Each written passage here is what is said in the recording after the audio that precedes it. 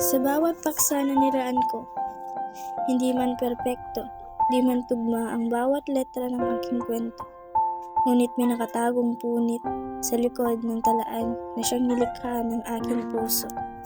Hindi ito ang buhay na pinangarap ko, ngunit ito ang bawat pahina na nilikha sa akin ng mundo. Hindi habang buhay makikita mo ang kagandahan na nilikha sa iyo ng mundo. Ito ay gaya ng dapit hapon, muling sisikat, ngunit muling mawawala.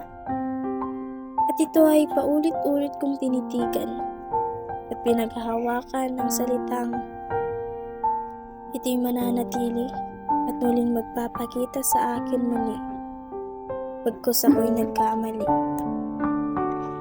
Ngunit ito'y hindi nanatili at hindi na nagpakitang muli. At dun ako ay nagkamali. Hinayaan kong abusuhin ng iba ang aking sarili. Hinayaan kong itago ang bawat obra ng aking talaan. Nang sa ganon, hindi makita ng iba ang punit sa likod ng bawat pahina. Ako ay isang makata. At ang bawat talaan at pahina ng aking ginawa ay ako lamang ang siyang nag-iisang akda.